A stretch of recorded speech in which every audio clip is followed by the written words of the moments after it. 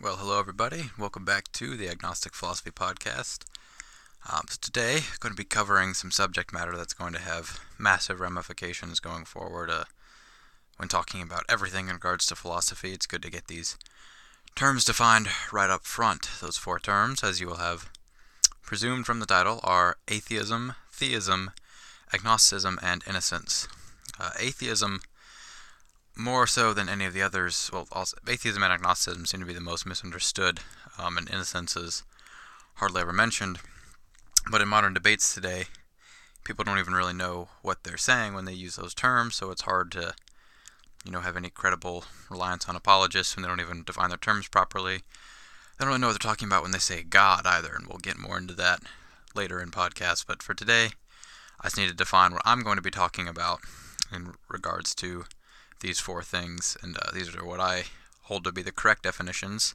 They're not really my definitions in terms of I didn't just come up with these. I take my views on atheism and agnosticism and theism and such from Graham Oppy. Wrote a book titled Atheism and Agnosticism. He's a professional philosopher out of Monash University in Australia, and he wrote a book, a short little book, in the Cambridge Elements in the Study of Philosophy of Religion, titled Atheism and Agnosticism. So I'll refer you to that work if you want information from a much smarter man on this topic. But I'm going to summarize the definitions of these things in the best way possible, and so that you can know what I'm talking about and use these terms going forward and when you hear them in general discussion.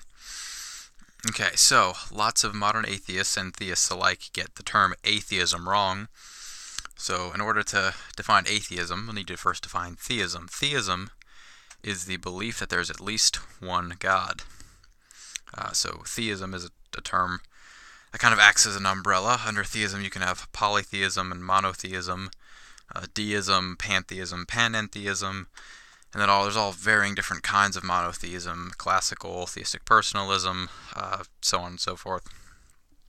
So if somebody believes in at least one God, or hundreds, any amount of gods, one or an infinite number, they are a theist. Any prefix or suffix attached to that word will give more specifics on what kind of theist they are, but they are a theist if they believe in it. There is at least one God. In contrast, an atheist is someone who believes that there are no gods, not one at all, no gods. Atheism has been mischaracterized, especially recently, as the only thing it is simply the lack of belief in gods, but we'll see later that if you're going to define atheism as such, then agnosticism and innocence both have to be subsumed into atheism, which is just incorrect when you're defining terms. A couple atheists in the modern era have been quoted as saying things like if you ever hear this one, we're all born atheists, or we're atheists in regards to most gods. That's just incorrect vernacular. We're not born atheists, we're born innocent, as I'll cover shortly. Let's get into that now. If you're going to say atheism is the lack of belief in gods, and you have to say babies are atheists, but obviously babies aren't atheists, nor are people who are mentally unable, do not have the mental faculties to deal with these questions, so they're not atheists in that they've not, examined the evidence or lack thereof and claimed that they hold the belief that there are no gods. They just simply do not believe in one because they do not have the mental capacity to make that judgment. So a baby is in what we would call a state of innocence, as would be somebody with certain mental conditions that prevent them from making these judgments. They'd be an innocent. They would not be an atheist, a theist, or an agnostic, seeing as they will not have been able to make judgment on the question, lacking the proper capacity to do so. So babies are not atheists, as you may hear. That is a ridiculous claim, nor are we all atheists about most gods, because an atheist claims there are no gods. So a monotheist claims there is one, but all other gods are false. Doesn't mean they're an atheist about other gods. They just because they just believe in one. So an atheist lacks belief in any god. So you'll hear these terms misused a lot. So that's why this is trying to get these misconceptions out of the way. Atheism, there are no gods. Theism, there's at least one god. Innocence, unable to make a judgment. And agnosticism, which would be my current position, although I probably lean towards atheism, but in terms of probability, but I would be an agnostic, and so agnosticism is the suspension of judgment. You'll hear agnosticism mischaracterized as well as being, a portion of either theism or atheism. That you can be an agnostic atheist or agnostic theist, but you can't be just an agnostic, and that's false.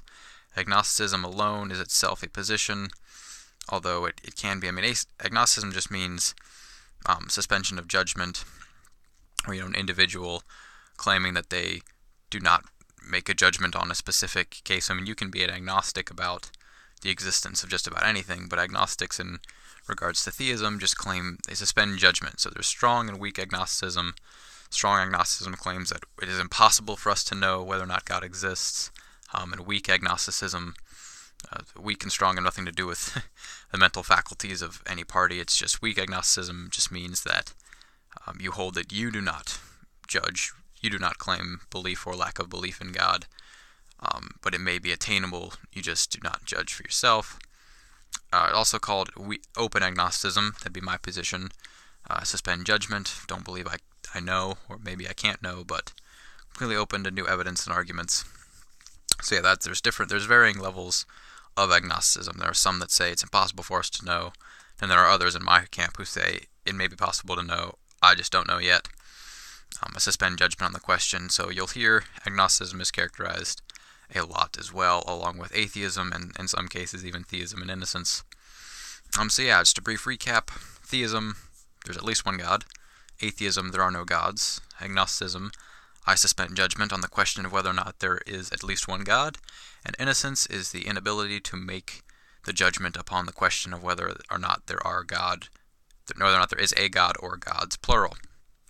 So that's just some brief definitions. I'll be covering atheism, theism, and agnosticism in much more detail going forward with more podcasts. I'll be presenting arguments for all three of those sides. I'll be responding to arguments from all three of those sides, and I'll be just developing the lines of thought within those strands and worldviews as going forwards. And so, just good to get those general definitions out of the way, so you know not only what I'm referring to in my podcast, but also how to identify these terms and the misuses of them further. If you don't believe me, if you think, atheism is merely lacking belief, just read Graham Oppy's book. He's much smarter, much better philosopher than I am. So, but if you are willing to take my word for it, these are the correct definitions as are accepted by those in the pure philosophy community. So, thank you, and until next time.